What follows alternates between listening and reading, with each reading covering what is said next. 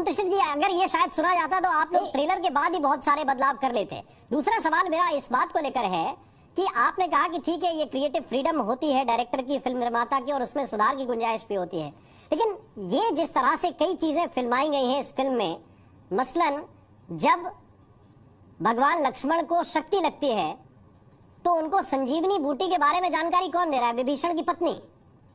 ये किस रामायण का संदर्भ है?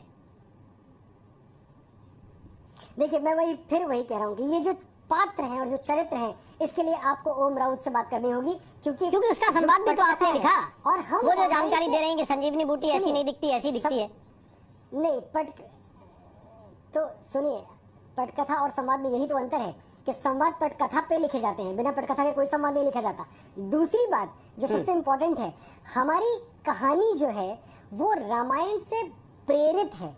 आदि पुरुष हमारी फिल्म का नाम है। हमारी कथा रामायण के एक हिस्से से, एक युद्धकांड के एक प्रसंग से जो कुछ है किस्से, उनसे प्रेरित है। हमने पूरी रामायण तो दिखाई भी नहीं है।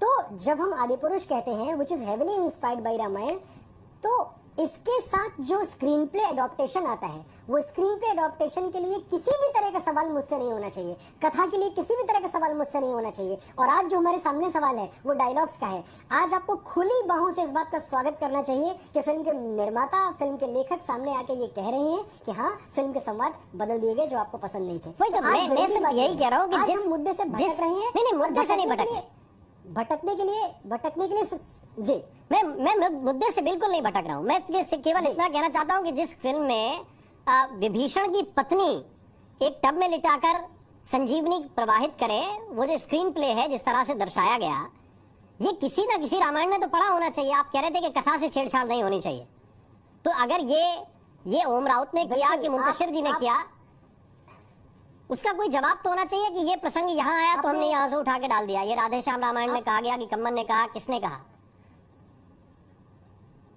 आपने जब फिल्म का क्रेडिट रोल पढ़ा होगा, तो क्रेडिट रोल में फिल्म में dialogues and lyrics by Manoj Muntashir है, यही है ना?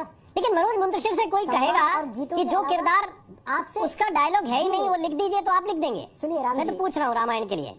राम जी, मैं सिर्फ ये कह रहा हूँ कि इस बात पे इतने अच्छे उत्तर आपको ओम राउत देंगे कि आपके पास एक एक चीज का वृत्तांत और एक एक चीज के रेफरेंस टू कॉन्टेक्स्ट के साथ आपको जवाब देंगे वो। लेकिन इसके लिए आपको बात उनसे करनी पड़ेगी, जो भूमिका मेरी नहीं है। अगर मैं तो आपसे कह रहा हूँ ना कि मैंने सिर्फ इतना सवाल किया आपसे मुंतशिर जी कि अगर विभीषण की पत्नी, जिनका नाम भी फिल्म में नहीं लिया गया कि उनका नाम क्या था, या शायद मैं ना सुन पाया हूँ देखते वक्त, तो उनके लिए आपसे कहा गया कि आप संवाद लिख दीजिए।